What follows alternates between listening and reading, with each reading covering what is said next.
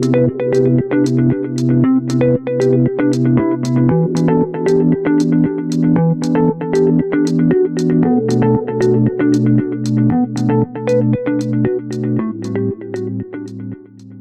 tuned in to This Week in Palestine, a space where truth is not trimmed to soothe the powerful, where resistance is not symbolism, but the rhythm of everyday survival, and where solidarity is not a passing sentiment, but a heartbeat carried forward through generations. From the center of occupation, voices rise, not in isolation, not as echoes smothered by empire, but together, in step with movements across the world that demand justice, dignity, and liberation for all people. This is not merely a program. It is a lifeline, a thread stretching from Palestine to every corner of the globe, binding shattered homes to stubborn hope, binding rubble to resolve, binding grief to a future still worth believing in. It is a reminder that even in the deepest darkness, the flame of defiance refuses to die. Each week, we bring you reporting that refuses disguise, analysis that cuts through distortion, and reflections that center Palestinian life in all its depth, struggle, beauty, and humanity. We do not soften. We do not dilute. We speak plainly, because the stakes are far too great for anything less than truth. We chart the machinery of power, the policies that suffocate, the narratives that erase, the forces that silence, and we trace their echoes across borders, from Ferguson to Jenin, from refugee camps to classrooms, from Gaza to the conscience of the world. This Week in Palestine is not a refuge for polite avoidance. It is testimony. It is urgency. It is solidarity without hesitation. Because the struggle for liberation is not confined to one land, one people, or one moment in time. It is shared. It is global. And it is sacred.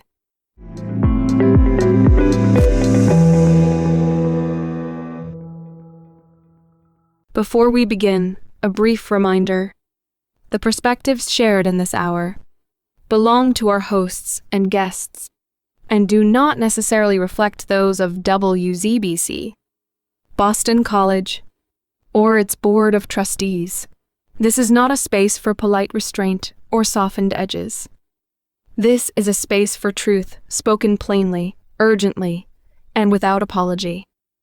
Good morning, good evening, wherever you are listening from, thank you for being here. I'm your host, Bethany Marks, and it is an honor to welcome you back to This Week in Palestine. Today is Sunday, January 25th, 2026. Today, we keep our attention fixed on Gaza and the West Bank, lands under siege, enduring what no land should ever endure. We look toward the rubble where homes once stood, toward lives uprooted beneath a weight of global indifference that feels heavier than the earth itself. As headlines fade, one truth endures. Palestinians continue to resist, even now, even as the invasion has never ended. Let us be honest. Peace was never the intention of the occupier. The intention has always been opportunity, to erase, to uproot, to redraw history with machinery and fire. And the world watches, some in silence, others in open complicity. So we must ask, when will the world confront the cost of its silence? When will conscience rise above convenience?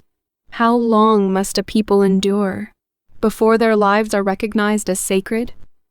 Stay with us as we peel back the quiet, as we lift up the resilient, as we hold space for truth that refuses to be buried.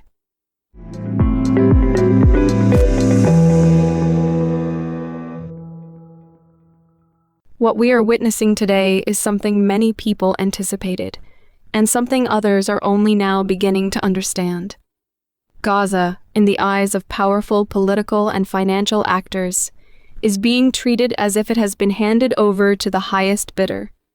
The emerging narrative from the Trump circle, along with the wealthy investors surrounding him, suggests that Gaza is being positioned as a future development project. According to the plan associated with Jared Kushner, reconstruction will begin soon, not for the people who lived there, but for those who see profit in its devastation. Kushner's proposal imagines a 30 days timeline in which peace will supposedly become visible between Israel and the Palestinians. It is presented with confidence, as if decades of occupation, displacement, trauma, and unresolved injustice can be smoothed over with investment portfolios and construction contracts. One cannot help but wonder what world this plan belongs to, because it certainly does not resemble the world Palestinians inhabit, nor the world that observers see unfolding on the ground. So let us return to Gaza itself, to the people, the land, and the reality shaped by war, siege, and unimaginable loss. In the version of the future being promoted by these investors, Gaza is imagined as a new paradise, a fresh economic frontier, a blank slate ready for luxury development and international capital. But this imagined paradise is not for the Palestinians who lived there. As many have pointed out, the plan does not envision their return. The people whose homes were destroyed, whose families were displaced, whose lives were uprooted, are not part of the blueprint. This raises a serious question. If Gaza is rebuilt without its people, and if the land is handed over to outside investors who will govern it, what exactly are we looking at? Some have asked whether this represents a new form of colonialism, one dressed in the language of development and peace. It is a question worth considering, because the implications are enormous. The structure of the plan, as critics describe it, is painfully simple. United States taxpayer money flows to Israel. Israel uses that support to wage war in Gaza. Gaza is destroyed. Palestinians are killed or displaced. And then, once the land is emptied, investors step in to rebuild a Gaza without Palestinians. A Gaza redesigned for profit, not for the people who lived there for generations. This is what is being marketed as a peace plan. Even Netanyahu expressed discomfort with this proposal. His concern is not rooted in humanitarian issues, but in the fact that the plan envisions Gaza that would not be under his government's control. When even the political leadership most closely aligned with the project raises concerns, it tells you something about the scale and ambition of what is being proposed. Today, I want to bring you a conversation that cuts through the slogans, the marketing, and the political theater. It is a discussion between two of the most incisive voices on these issues, Norman Finkelstein and Chris Hedges. Their conversation on the Chris Hedges report, titled Deconstructing Trump's Peace Plan for Gaza, takes a deep look at the assumptions, the power dynamics, and the consequences embedded in this proposal. Finkelstein, known for his rigorous historical analysis and his unflinching critique of policy, breaks down how the plan disregards international law, erases Palestinian rights, and reframes occupation as a benevolent project. Hedges, with his background in war reporting and political commentary, pushes the conversation further, examining how narratives of peace are often used to mask systems of domination and dispossession. Together, they unpack the layers of this so-called peace plan. They explore the economic interests behind it, the political calculations driving it, and the human cost that is too often ignored. They examine how language is manipulated to turn aggressors into victims, how destruction is repackaged as opportunity, and how the people most affected by these decisions are systematically excluded from the conversation.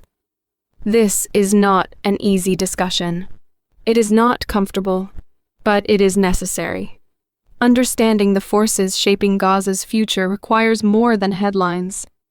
It requires listening to voices willing to confront the truth directly, without euphemism, without fear, and without the illusion that justice can be built on the ruins of a people's displacement. So today, we turn to that conversation. Norman Finkelstein. Chris Hedges. A deep examination of the realities behind Trump's peace plan for Gaza. Let's listen.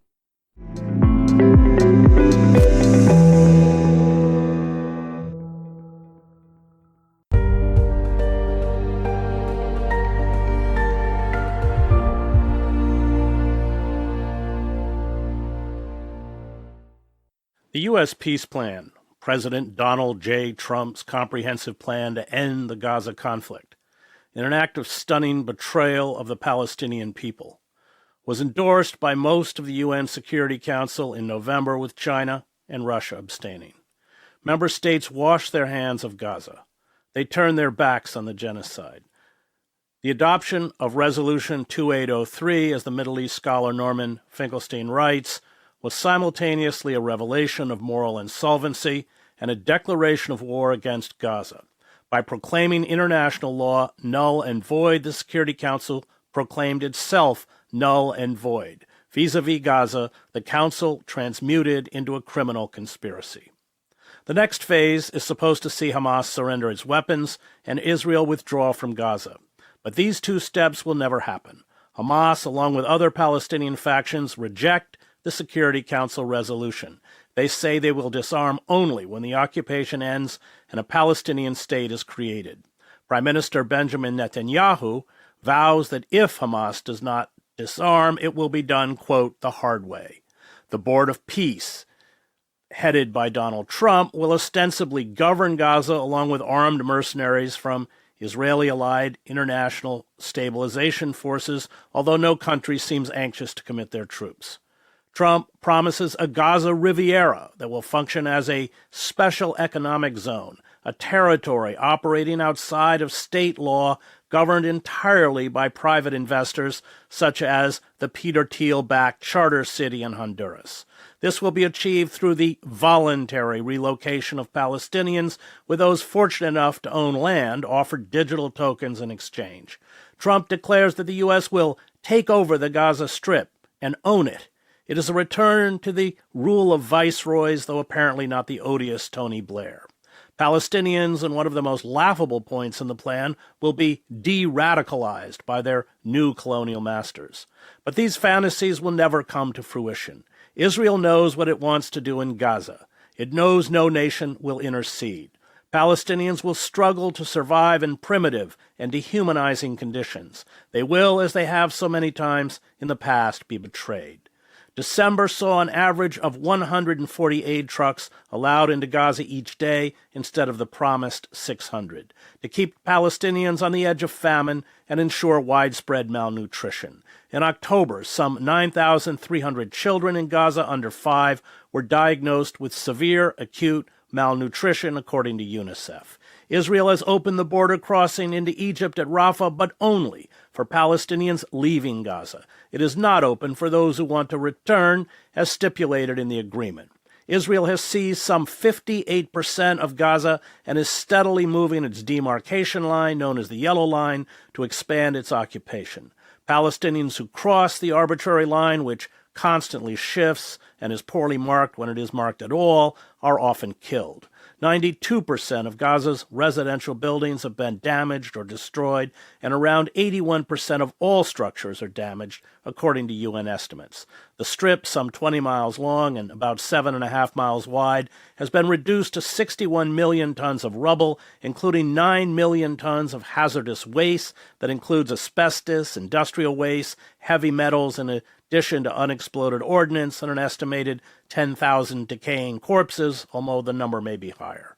There is almost no clean water, electricity, or sewage treatment. Israel blocks shipments of construction supplies, including cement and steel, shelter materials, water infrastructure, and fuel, so nothing can be rebuilt. Compounding the humanitarian crisis, Israel has revoked the licenses of 37 international NGOs, including Doctors Without Borders, and this follows Israel's banning of the United Nations Relief and Works Agency, or UNRWA, which provides most of the humanitarian assistance assistance to Palestinians in Gaza, the West Bank, and the diaspora, and the cutting off of water, electricity, fuel, and communications from UNRWA facilities, as well as the passing of legislation that gives Israel the ability to expropriate UN properties in East Jerusalem, including UNRWA's headquarters and its main vocational center. Joining me to discuss the continued assault on Palestinians and the failure by the international community to intervene is Professor Norman Finkelstein, author of numerous books on the Middle East, including Gaza, an inquest into its martyrdom, the Holocaust industry, and his forthcoming book, which will be released in March, Gaza's Gravediggers. So, Norm, let's begin with the Security Council vote on November 17th, 2025, 13 votes to 0, 2 abstentions, as I mentioned in the introduction. I was as stunned by it as you were, precisely because this isn't in any way a serious proposal. Other proposals have been ignored in terms of ceasefires, agreements, etc. But there was just no validity to this at all. And you really, I think correctly, excoriate the member states for supporting it. And I think you make the point that this is a watershed moment in terms of the United Nations itself, which, as you have pointed out, it at least has traditionally attempted to uphold international law. And this is just a complete tossing away of any pretense of international law. Can you explain this moment? Well, I think here it's good to begin with the statements by Russia and China when they abstained from the resolution. Now, Russia and China are obviously great powers, and there's a great deal of cynicism and calculation in anything they're going to say. On the other hand, I personally found the Russian statement in particular, though the Chinese statement was also very good, I found it believable. You know, some people said, oh, the Chinese abstained because it was a quid pro quo, Gaza for Ukraine. And I'm sure that calculation entered into the picture. I'm not going to, I'm not naive. I'm not a babe in the woods. But I thought the Russian statement said two things of interest to us. Well, three things, really. Number one, basically Trump said to them, or Trump's people said to them, if you don't sign on to this, we're going to give Israel the green light to annihilate Gaza. That it's either this game or ceasefire is over and Israel goes in and we're not putting any restraints on it, any constraints on it. Well, that was a problem. We have to be honest about the problems. I was furious at what happened. I can't tell you, I was walking the streets cursing these people. But I have to be honest about the problem they faced, the dilemma they faced. Number two, the Russians said all the Arab and Muslim states, and then the Palestinian Authority, the state of Palestine, welcomed the resolution. What were we supposed to do? We would come off as more pious than the Pope. We had no choice. They hated the resolution, it was clear, as the Chinese. But they said they brought out Saudi Arabia, Egypt, Turkey, Indonesia, Pakistan, all the Gulf states, Jordan. What do? That was a real problem. Have to acknowledge that. They had a real problem there. So the Russians were cornered, as were the Chinese. And then the Russians did say, however, they said that there was a lot of arm twisting. They used those words. There was a lot of arm twisting in the capitals and in the UN on the officials, the representative officials. And then they said, I was surprised by the bluntness. They said, quote, this is a black day in the history of the United Nations. And you know what their last words were? Their last words were, "Don't say we didn't warn you." I thought that was pretty telling. You know what it reminded me of? It reminded me of Gromyko's speech in 1947, where, Gromyko is Stalin's henchman, not many warm spots in his heart, but he gave a very moving speech. And I think this was on the establishment of the State of Israel, right? Yeah, and it was a deeply moving speech. Every Jew remembers it from that era. And I felt there was a certain amount. Yes, it's a great power. Yes, it's Russia. Yes, Putin is this and Putin is that. But still, I thought there was a degree of candor by Russia that something terrible had happened at the United Nations. A thug, a criminally deranged megalomaniac, this human wrecking ball had just destroyed the UN. The UN is, for me at this point, I don't want to say for me, I'm not the issue. The UN is now a rotting corpse. It's dead. Because what that resolution did, for those who follow these things, and I've devoted a lifetime to following them at the level of hyper minutia, it abolished 70 years of UN history. It did. The General Assembly, the Security Council, the International Court of Justice, and all sorts of other divisions, committees in the UN. The UN record was an accumulation of debate, discussion, compromise over 70 years. That whole history vanished in this UN resolution. If you were to go put up on your screen now, you go, for example, to the standard UN resolution called Peaceful Settlement of the Palestine Question. It comes at the end of November, early December, each year, right? You know what it begins with? It begins with like a 5 to 7 page preamble, rehearsing the whole record, what this body has resolved in the course of decades. There's no preamble in this new UN Security Council resolution. It begins as if from a tabula rasa, that there was no history. It was abolished by this UN resolution. It vanished. So it was a somber moment. Now, in the face of that fact, and the fact that we're dealing with, my late mother used to use the expression, pigs with white gloves, to refer to the ruling elites. This was a pig without the white gloves, a thug. No polish, no panache, a thug. What do?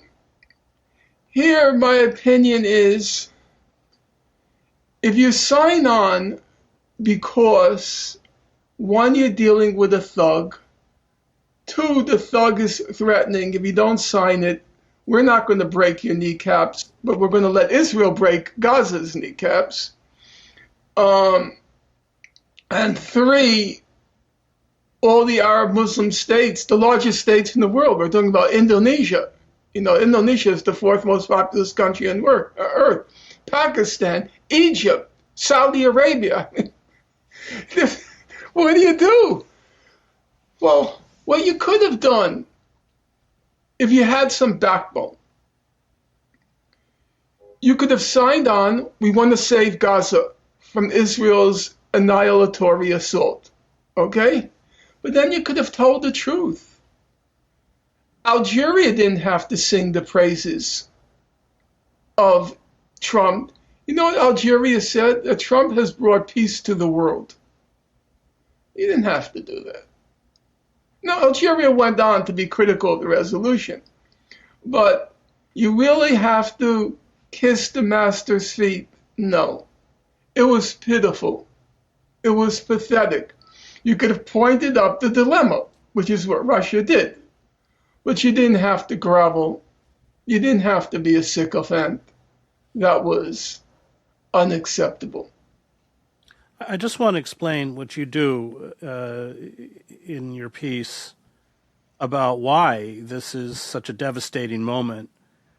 Because up until now, the UN at least paid lip service or fealty to entrenched law, that Israel is an occupying power, that Israel must refrain from impeding the Palestinian people from exercising its right to self-determination, including its inalienable right to territorial integrity over the entirety of the occupied Palestinian territory, that Israel's continued presence in the occupied Palestinian territory is illegal.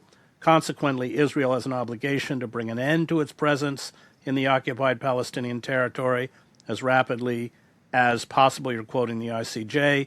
This robust and enduring legal consensus crystallized after protracted deliberations spanning almost 8 decades among multiple UN organs and was anchored in fundamental norms of international law, the prohibition on the acquisition of territory by war, and the right of peoples to self-determination. The new UN resolution deposited this comprehensive legal framework into the dumpster. That's correct. That's what happened. Listen, everybody who has even a faint knowledge of the subject knows we have acronyms like OPT, Occupied Palestinian Territories. There's not a word about occupation in this resolution. There's no occupation. Gaza is not in this resolution. Gaza is not occupied territory. Gaza is nothing in this resolution. There's no connection with the West Bank. Gaza is just suspended in midair in this resolution. Gaza is in the era of the European conquest of Africa.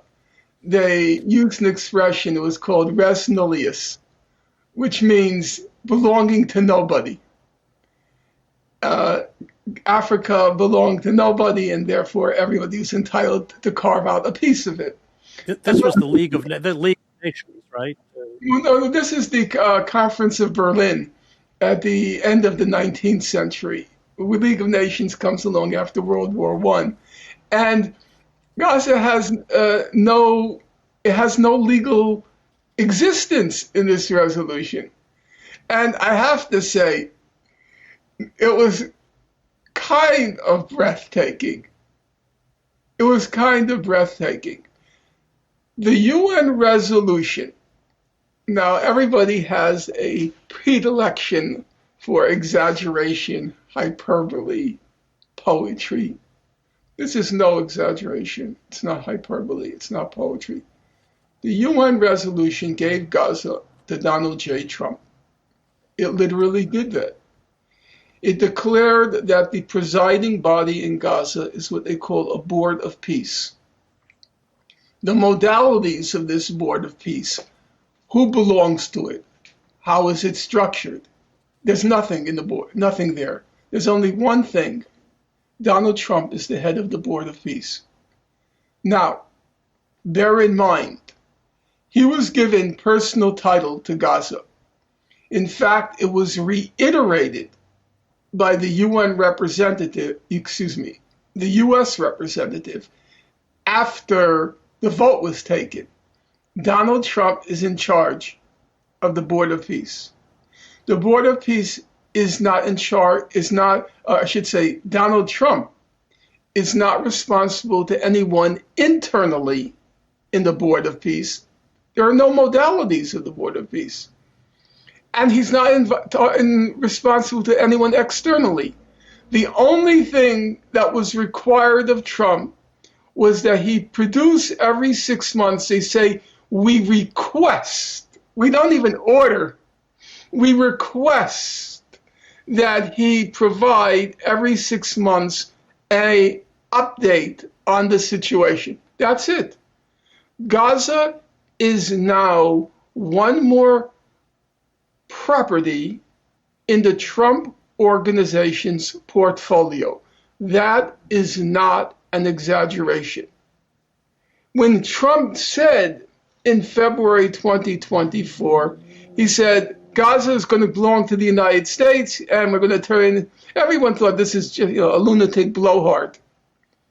Well, the lunatic blowhard turned it into a UN Security Council resolution, which is the final word. The UN I don't agree with people who are saying that the UN Security Council resolutions are superseded by the body of law. I don't think that's correct. The Security Council resolution is the last word. Even if it wasn't, it doesn't make a difference. You can get into the technical argument till the end of time. The fact of the matter is, as I tried to point out, and I pointed out over and over again over the years, there was a robust consensus on how to resolve the conflict, which means that Israel didn't have a leg to stand on. But guess what? It now has a leg to stand on. It has. You liken it to the decision to turn the Congo over to King Leopold. It was exactly the same thing. The Conference of Berlin, the great powers assembled at the Conference of Berlin, gave the Congo to one person, King Leopold. It was given to him. Technically, it was given to the International Association of the Congo, but then the Belgian legislature subsequently designated him. He was owner of the Congo. And now we have, and by the way, for the viewers who are not aware, in the course of his tenure as president or presiding officer of the Congo, the estimates are between 10 and 15 million, not a small number. 10 and 15 million Congolese were killed off during the ivory and then the rubber trade. It's a famous story.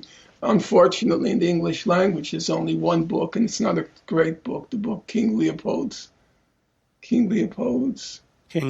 Ghost by Adam Hochschild. It's not a great book, but there's only one book on the subject. The famous two individuals who campaigned to end the horror in the Congo were E.M. Morrow and Roger Casement. In any event, it was the Congo all over again. I had some correspondence with the great international lawyer John Ducard, and he said the analogy I made with Leopold, he said it hadn't occurred to him, but it really ought to be developed. What happened? Let's talk about the provisions. We can begin with the call to disarm Hamas as a precondition that Israel has said. Israel, of course, will judge whether Hamas is disarmed or not. In the introduction, I said that I quoted Netanyahu, who said that if they didn't disarm, they'd do it the hard way. But let's talk about that caveat and the other caveats in there that just give Israel utter and complete control with no, everything comes down to Israel's decision, Israel's pronouncements about Gaza. The resolution is organized in such a way that they're the final authority. Well, it says that the IDF and among the powers, there's the so-called International Security Force, the IDF, Israel's so-called defense forces. They have veto power on any withdrawal. Unless Israel agrees that Hamas has been disarmed, according to the resolution, it's under no obligation to withdraw. Now, first of all, Netanyahu doesn't want Hamas to withdraw or to disarm. Hamas has never been the issue. From October 8th, Israel made very clear what the issue is. We're going to ethnically cleanse Gaza, or if we're not successful in stimulating a stampede, we'll make Gaza unlivable. So as they said over and over again, there was no secret. This is not a state secret. This is not like Hitler's final solution where you're looking for the Hitler order. Did Hitler issue an order? That's always been a big question. Raoul Hilberg, he was among those who still held out. He thought Hitler had issued an order. But it was still, if he had issued one, it would have been a secret order. But there's no secrets here. The Israelis from day one were saying, we're going to give the people of Gaza two choices, to stay and to starve or to leave. That was very straightforward. So when you listen to the talk, Netanyahu says, remember Amalek. Amalek is about every man, woman, and child, as well as oxen. Is that Hamas? If you say that you're not going to admit any food, fuel, water, or electricity, is that Hamas? If you say you're going to make Gaza unlivable, is that Hamas? It has nothing to do with Hamas. From the ones who understood that from the get-go were the South Africans. They didn't prosecute Israel on the grounds that it was violating the laws of war. No, they didn't call, for example, for a meeting of the signatories to the Geneva Convention. You could have called that a meeting of the signatories of the Geneva Convention to prosecute Israel's violations of the laws of war, what's called international humanitarian law, IHL. That's not what South Africa did. It prosecuted Israel for the crime of genocide.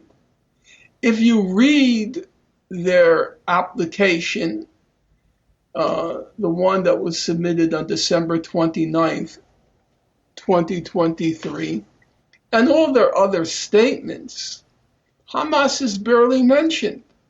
Not because they are trying to aid and abet Hamas, but because they understood that given what was unfolding in Gaza from October 8th, Hamas was a sideshow. Hamas was an irrelevance.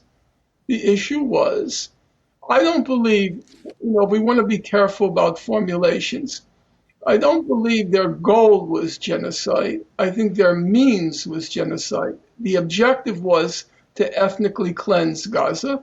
However, they were willing to not only destroy a part of the population, they were ready to destroy the whole population to achieve that end. There was no compunction on the part of the Israelis. So I don't believe Hamas ever had much to do with what's been unfolding. Now the Israelis say, you might recall at the beginning they said there were 20,000 Hamas terrorists, right? Where they got that number, just pulled out of thin air. Like all the numbers they're just fakery. How many Hamas terrorists they've killed? They don't have a clue how many they don't. How would they know? They were engaging in saturated bombing, carpet bombing of Gaza.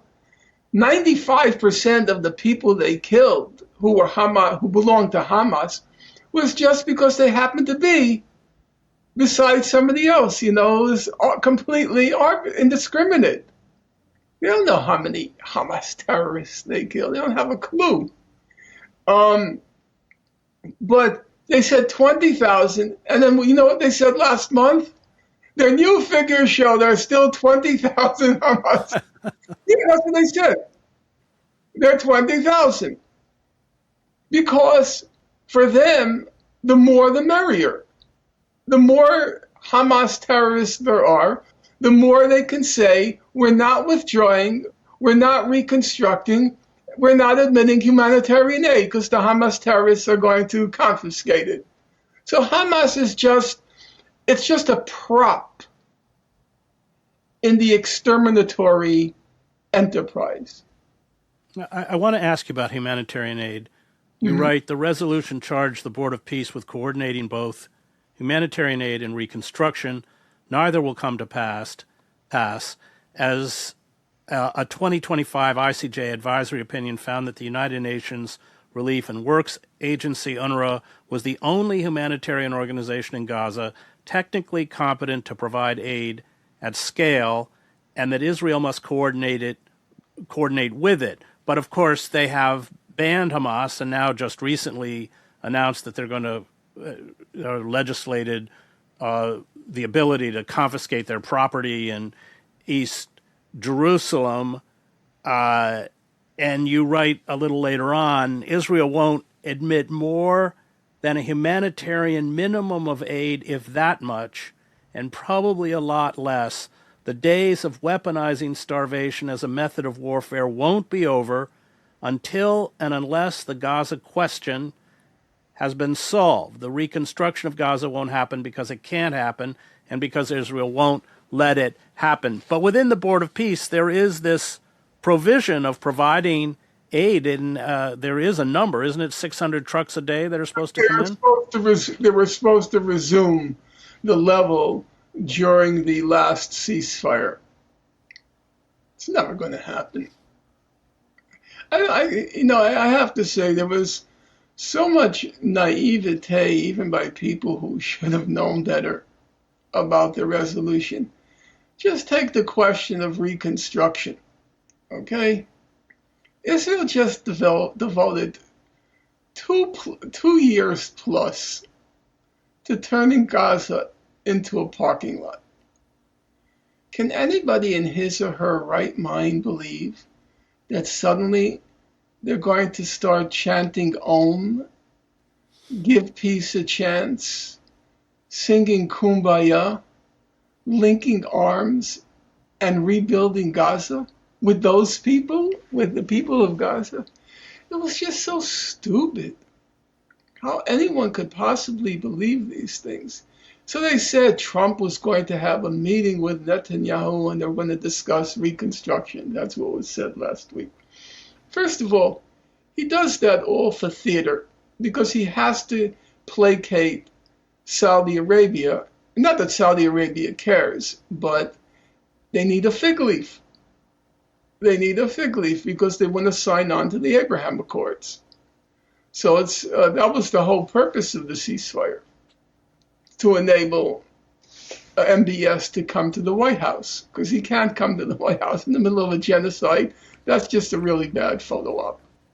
So he has to put on the pretense that he's going to talk to Netanyahu about reconstruction. And you know exactly, first of all, it's all wink, wink. It's all wink, wink. And you know exactly what Netanyahu says. We can't begin reconstruction until Hamas has disarmed. That's in your 20-point peace plan. And Trump says, yeah. Now, of course, there will still be the need to placate and appease the Saudis with face-saving gestures. The thing is, the moment it's no longer front page news, it's over. Israel does what it wants. And so occasionally there'll be some flare-up. There'll be some remonstrance from the White House. But it'll be business as usual until Gaza has been emptied. Which you say will now, Israel had hoped that it would be a flood. That's what they're trying to orchestrate. But now it'll just be a trickle, I think are your words. I think they were, when they set up what was called the Gaza Humanitarian Foundation, or fund or foundation, I can't remember now. There were 4 sites. One was in the center of Gaza, but the other three were right on the border with Egypt, with the Sinai. And the purpose was obvious, to force everybody to go to the humanitarian sites and then to provoke an expulsion. It didn't work. It didn't work. Probably Egypt put a lot of pressure on the U.S. So then they had to reconcile themselves to a trickle. But reconstruction, humanitarian aid, it's never going to happen. I want to ask about the International Stabilization Force. You write the resolution authorized the establishment of a temporary International Stabilization Force, ISF, the charge of which was to, quote, stabilize the security environment in Gaza by ensuring the process of demilitarizing the Gaza Strip. The ISF was to operate in, quote, close consultation and cooperation with Egypt and Israel, and you write, it might be conceded that the resolution recruited a pair of virtuosos at pacification. Egyptian strongman Abdel Fattah el-Sisi seized power in a military coup that climaxed in one of the world's largest killings of demonstrators in a single day in recent history, while Israel had invested the previous 2 years in comprehensively stabilizing Gaza by erasing it. Although emphatic that Gaza must be disarmed, using all necessary means, the resolution was conspicuously mute as to why it must be. The reason for this silence wasn't hard to find. If Gaza had to be demilitarized because of the 7th of October massacre, then the obvious question arose. After committing a genocide that killed incomparably more innocents, didn't Israel also need to be demilitarized? They were at least discreet enough to leave out certain things. How can you possibly argue that Hamas has to be demilitarized because of October 7th, we're in 2023, whereas Israel doesn't have to be demilitarized after October 8th onto the present, 2025? That doesn't really make very much logical sense.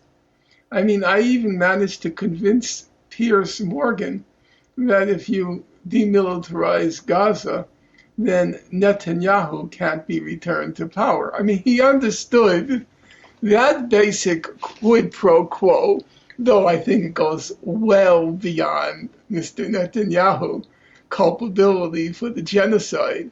Genocide was unusual because it was not a state project. That's incorrect. The genocide in Gaza, I won't say it's unprecedented, but the genocide in Gaza was a national project. It was endorsed, embraced, and executed at the grassroots, at the actual physical implementation by the country. It was executed. It was a genocide that was executed by a citizen army, which means. And we know from the poll numbers that the vast majority of half of all Israelis, if I have that right, in one poll said they should all be killed. There have been several polls. Let's just begin with the basic ones.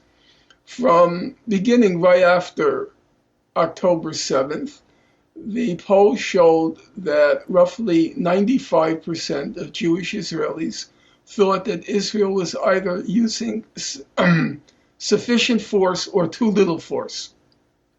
Only 5% thought Israel was using too much force. That was consistent over the whole 2 years. Number two, one poll showed that 47% of Israeli Jews said that Israel should commit genocide in Gaza. The army should commit genocide. They were asked a very specific question. When the army enters a city, should it kill everybody? And the 47% of Israeli Jews said yes. Then there was another poll that asked, are there any innocents in Gaza? That was across all of Israeli society, about 15, depending on whether you count East Jerusalem, 15 to 20% of Israelis are non-Jewish. It showed 62% said there are no innocents in Gaza. Bear in mind, 1/2 of Gaza's population are children. If you factor out non-Israeli Jews, it would come to about 70 to 75% supported that. So this was a national project. And that poses a question, which is, it's not just about Netanyahu. It's not even just about the leadership class. It's about a whole society that's been effectively Nazified. There's no sane person would say this gleefully. On the other hand, it would be extremely dishonest to avoid those facts. This was a national undertaking, the destruction of the people of Gaza. And as you point out, a people under occupation are not legally debarred from armed resistance. Yeah, that's the consistent finding of all international lawyers. I should bear in mind, they reached this conclusion on the basis of UN General Assembly resolutions. When you try to determine what the law is, UN Security Council and UN, I don't want to get into the technicalities about UN General Assembly because it doesn't have legislative power. Yes, that's all true. But the UN can still, if there's an overwhelming majority in the General Assembly, it does speak to the broad consensus on whether or not a certain undertaking is legal or illegal. And there is no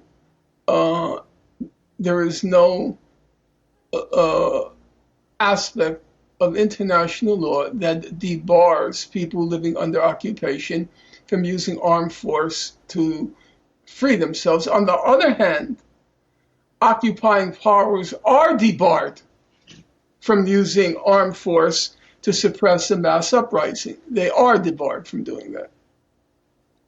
Let's talk about the political roadmap.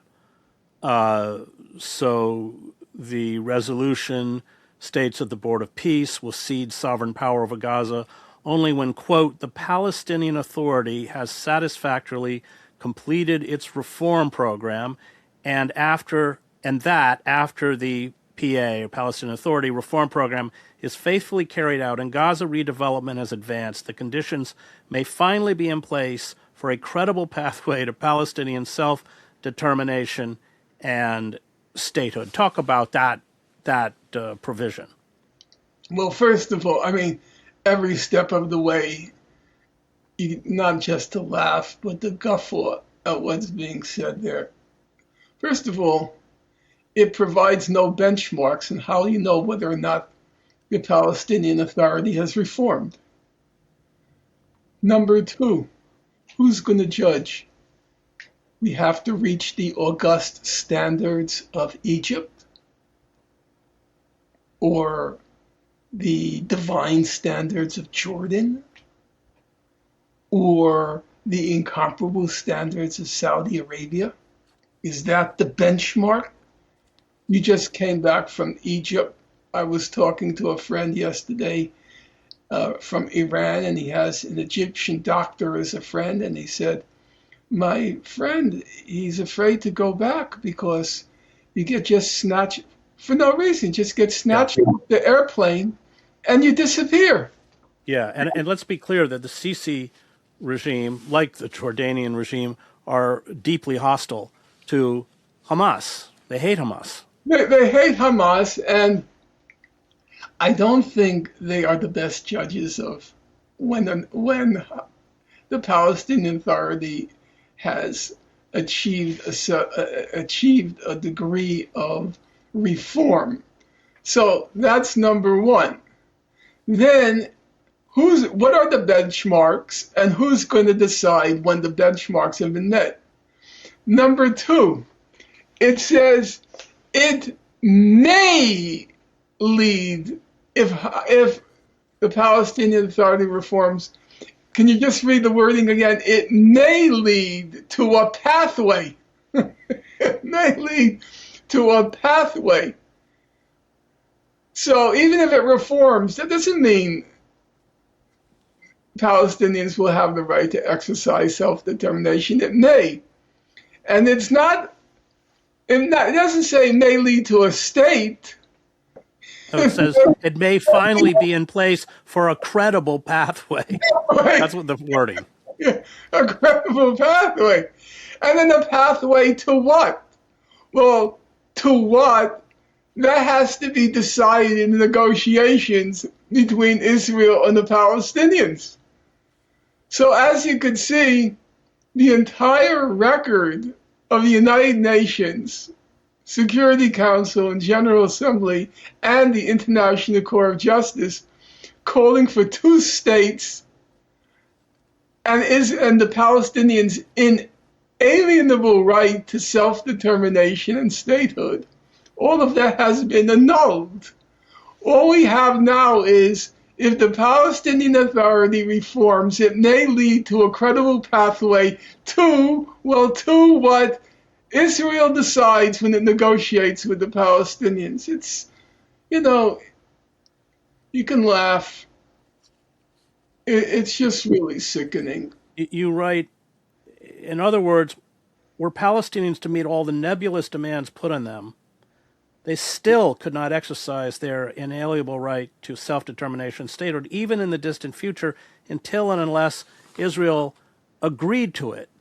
And then you say, based on standards, milestones, timeframes linked to demilitarization, that will be agreed between the IDF and the ISF and the guarantors of the United States, save for a security perimeter, that in essence, Israel has veto power over both the exercise of Palestinian self-determination and any withdrawal of Israeli forces from Gaza, thus ensuring that neither would ever come to pass.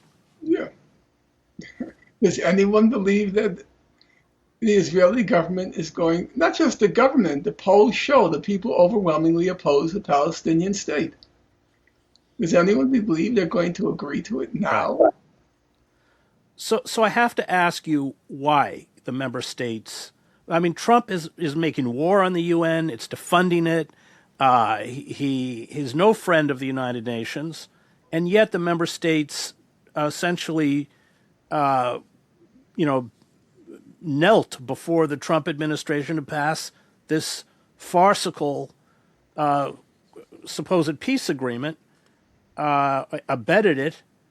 I just wonder if you have any idea of the motives. Well, the motives, I think, are pretty straightforward. Gaza has no power.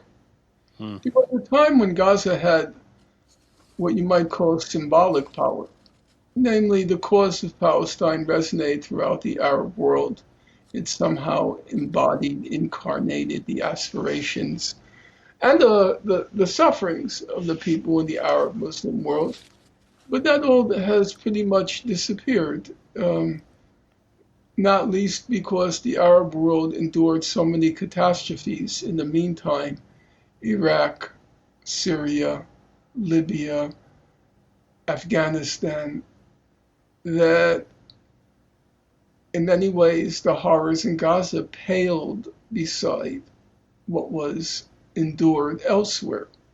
And so Gaza was depleted of its symbolic power. And without any material power and having lost its symbolic power, it's not surprising that states would put their own quote unquote self-interest first. And second of all, you're dealing with a mafia thug. Now, I want to be clear that, as my late mother used the expression, you're dealing with a pig without white gloves. But even with white gloves, you're still a pig. Now, you might remember, I don't know if you remember, it's so long ago now, during what was called the First Gulf War, President George Bush Sr. and his Secretary of State, James Baker, they tried to do everything in conformity with international law. And so they were very proud that they carved together what was called an international coalition. And they had managed to pass, from the time that Saddam Hussein invaded Kuwait on August 2nd, 1990, until when they launched the first Gulf War, I believe it was March 1991, they managed to get past 8 UN Security Council resolutions condemning Saddam Hussein. And then came that last resolution. And the resolution was, even though it didn't literally say it, it clearly could be read to say that it empowered the US to launch the war.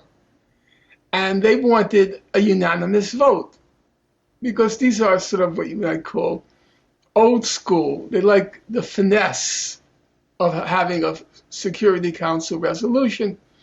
One country dissented. Do you remember what country that was? I do not. I was in the Gulf. I went into Kuwait with the Marine Corps, and then I was in Basra with the Shiite rebels until I was taken prisoner by the Iraqi Republican Guard. So I wasn't in the States. I don't remember. It was Yemen. And which, bear in mind, Yemen is the poorest country in the Middle East. And Baker went over to the Yemeni representative, and you know what he said to him? You can Google it.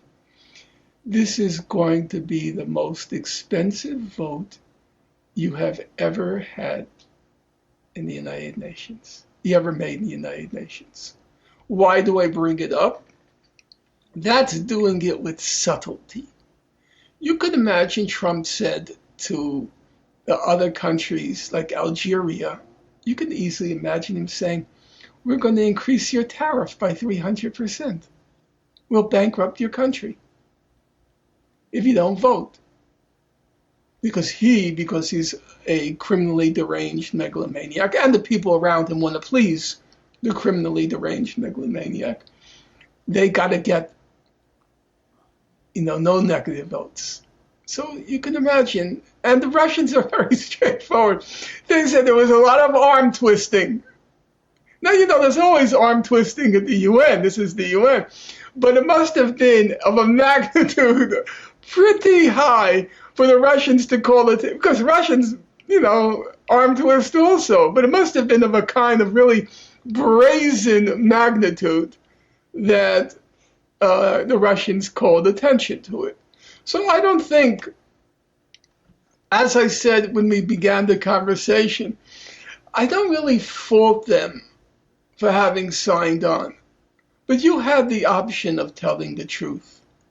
You really did. And they were such cowards, except for the two powers which have power, Russia and China. They didn't shy away from speaking in their statements, from speaking to what actually happened. I just want to close by what this means for Gaza. I think in some ways it's obvious, but I want you to address it. Israel has seized, 58% of Gaza, which is, already one of the most populated spots on the planet. It's blocking any kind of reconstruction aid, as I mentioned in the introduction. As you write, humanitarian aid is at subsistence level at best. No clean water, no medical facilities. People are not living in dwellings. What's going to happen? I see no grounds for optimism. On the other hand, that doesn't mean we give up. People, I think, draw the wrong conclusions from some of the things I say. Things are terrible. I think they're lost, in my opinion. On the other hand, all history shows us is, however bad it is, it can always be worse. We can be doing our best just to keep things the same. From not Alice in Wonderland, but what was the sequel to Alice in Wonderland? Through the Looking Glass. Was it Through the Looking Glass? Yeah, Through the Looking Glass, yeah. Where the Queen, I think the Queen of Hearts says, I'm running as fast as I can to stay in place. Well, we're doing everything we can so it doesn't get worse. It can always be worse. So nobody should think that by giving up, you are, because you think it's hopeless, that it's not going to have consequences. It has consequences. It definitely has. It could be worse. Israel is a lunatic state. I've said that for 10 years. Israel is a lunatic state. And if they're left with a completely free hand, now they have largely a free hand. If they're left with a completely free hand, it could get even worse. So I'm pretty hopeless. But I've always said, because I'm careful about this out of deference to my parents' suffering, there's no silver lining in a genocide. There's no silver lining, so I'm not going to look for a silver lining. I'll just say, in addition, we should pay attention to phenomena like the Mamdani phenomenon.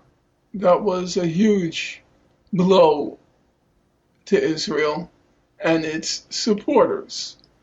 And we have to, in my opinion, as you remember Che Guevara saying in the 1960s, 1, 2, 3, many Vietnams. Well, right now we need 1, 2, 3, many Mamdanis. On the local level, strike while the iron is hot and try to get elected into office people who are unequivocal on the question of Israel and Gaza and the West Bank, obviously. So that's something to do. It's something to do. One of the things that struck me, I'll just mention two, because this may seem far afield, but I don't believe it's far afield at all.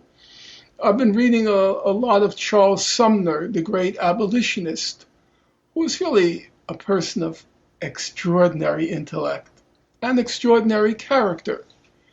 And a number of things come to mind. I was reading one of his speeches last night where he says, everything looked hopeless for the struggle against slavery until, he said, we finally won the battle for free speech. It was a very deep insight for me reading it in him, because he said there was a period where states had successfully illegalized abolition societies.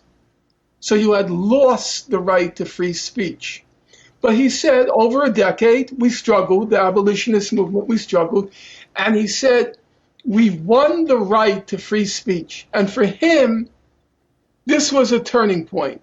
He said now victory was inevitable. Why was it inevitable? Because he said, we can match any one of their arguments when it comes to free speech. Once they have to confront us in the battle for public opinion, we are going to win. That's why they crushed the free speech. And to me, beginning in the spring of 2024, when I met with students and I spoke and I talked to audiences, I kept saying you have to wrest back that right to free speech. Because if we win that right, we're going to win. We're going to win the battle. They have nothing to stand on anymore. So that to me is another lesson. One of the things we have to do now, in addition to 1, 2, 3, many Mamdanis, one of the things we have to do is we have to put at the top of the agenda to win back that right to free speech. What did Mamdani do yesterday, his first act of office? He canceled the IRA definition, the International Holocaust Remembrance Association definition of anti-Semitism, which was just a writ to cancel free speech. That's what IRA was. First act, cancel IRA, annul it. It's over. That was a good victory, because our strongest weapon right now is free speech. That's why the Bill Ackmans, the whole crowd of them, the Jewish supremacist billionaires on the Upper East Side, that's why their objective was to crush on college campuses the right to free speech, because they know that if you have that free speech, they lose. They lose. So I thought it was a deep insight by Sumner when he said, it looked hopeless, it looked hopeless, it looked hopeless, until he said, we had won the right to speak. Because he said, from any angle, we're going to win. They have no leg to stand on. Another interesting thing to watch him is, in 1850, the U.S. signed into law the Fugitive Slave Law. He didn't consider it a law because it was illegal under the Constitution, he meaning Sumner, so he refers to it as the Fugitive Slave Act because he thought it was illegal under the Constitution. In any case, it was interesting to read because he said, he was very eloquent, he was mesmerizing.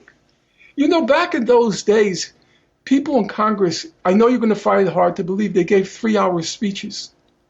They gave 3-hour speeches. You know what?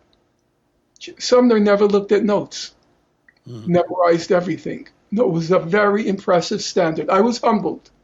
I was humbled.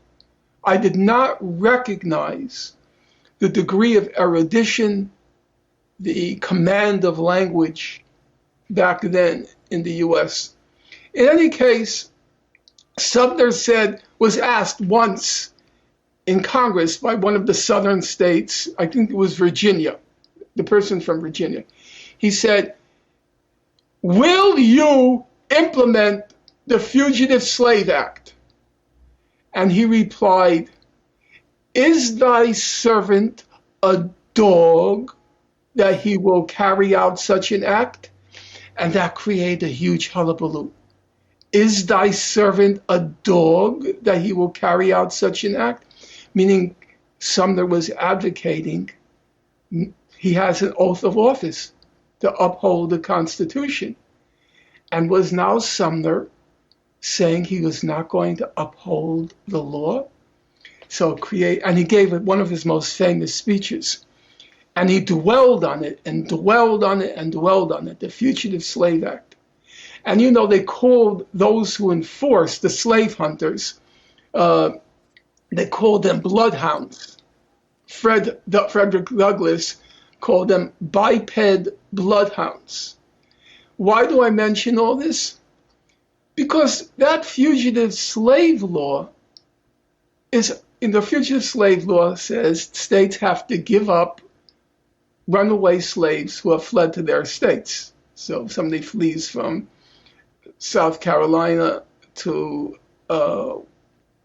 Virginia, and South Carolina to Massachusetts, Massachusetts has to give up the slave, okay? And that fugitive slave law was our ICE. Yeah. It's our ICE. It's exactly the same. Biped bloodhounds. And they summoned the wherewithal, Sumner with grand erudition going through the Constitution to try to explain why. But at the end of the day, with all due regard for him, a lawyer is a lawyer. They make a case. You can make the same case as he made not to enforce the fugitive slave law. I'm sure you can make the same case to not enforce ICE and not give up these people. He made basically the same arguments. He said, you have a right to a trial by jury. He said a slave has the right to a trial. Well, then so does an undocumented worker have the right. So there's a lot that we could still do now. And there's actually, in my opinion, speaking humbly, because I'm only now reading this, I'm too old to read what I would love to have read. Sumner's collected works run to some 20 volumes. I would really love to have, but I've not read them. It's not going to happen. There's a lot to learn from our own history. And you know what's the most important thing to learn? When Sumner was asked, what's needed now? What do we need now? You know what his answer was? Backbone, backbone, and more backbone. He said we need 3 things. Backbone, and more backbone. And that's the bottom line. Backbone. If we have the backbone and we have the numbers on our side, we can win. I do believe that. I don't say these things. These are not exhortations to raise the hopes and spirits of the masses. I really believe it. I really believe it. The biggest challenge now for Mamdani, obviously he needs competence, and obviously he needs efficiency. There's no question, but the biggest challenge is in my opinion, it's the last thing he said in his speech. I wish he had emphasized it more, but it did come at the very end. He said, this is not the end, this is the beginning. We've got to organize. If we organize and organize and organize, and we have backbone and more backbone and more backbone, it could happen. I don't know how far he can get. These people in power, I won't be surprised if they blow up a subway tunnel and blame it on him. Not serious. Buddy, when you got that kind of money, you're not giving it up. You're not giving it up. If Mr. Mamdani, I don't know, but if Mr. Mamdani thinks he's going to seduce them with his smile, that's not going to happen.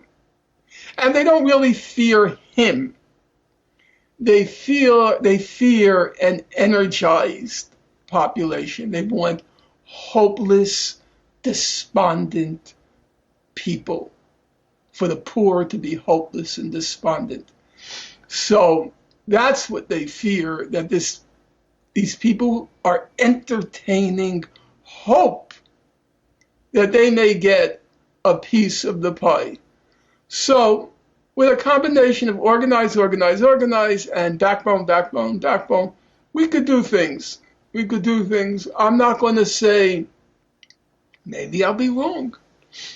And maybe there are ways to undo the horror that was inflicted on Gaza. In this case, I'll use the cliche, I'll be glad to be proven wrong.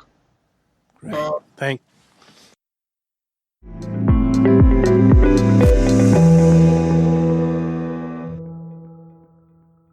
And with that, we come to the close of this week's episode. As always, stay curious, stay courageous, and keep lifting the questions that unsettle power, break through silence, and guide us closer to justice. I'm Bethany Marks, your host and narrator. It has been a profound honor to share this space with you, a space where truth is spoken without hesitation, where resistance is carried with reverence, and where solidarity is never conditional and never up for negotiation. If you have reflections or questions, or if you feel called to step behind the mic as a future host, we welcome your voice. You can reach us anytime at twippodcasts@gmail.com. To our listeners, thank you. Thank you for your time, your trust, and your willingness to walk this difficult road with us.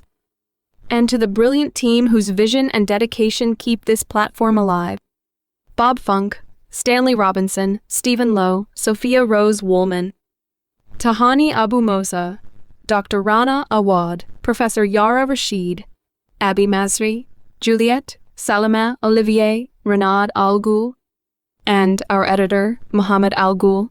Your labor, your spirit, and your unwavering commitment are the heartbeat of this show. You remind us each week that storytelling is far more than a craft. You carry forward a lineage of devotion to Palestinian freedom. It is resistance. It is care. It is collective memory. Until next time, keep walking toward truth. Keep walking toward Palestine. This Week in Palestine is a production of Truth and Justice Radio, proudly broadcasting for over 20 years from WZBC Student Radio at Boston College. If you miss this radio hour, you can still find us on the following platforms: YouTube, Apple Podcasts, Spotify, Amazon Music, Podcast Index, iHeartRadio, Podcast Addict, Podchaser, Pocket Casts, Deezer, Listen Notes, Overcast, Castro, Castbox, Player FM, Good Pods, and True Fans. You can also explore more than 20 years of archives on Radio 4, all.net, and archive.org. Simply search for This Week in Palestine, or TWIP, and look for the image of the little girl raising her hands in the victory gestures. Thank you for being here. Thank you for listening. We'll return next week. Until then, take care. Stay steadfast. Free Palestine.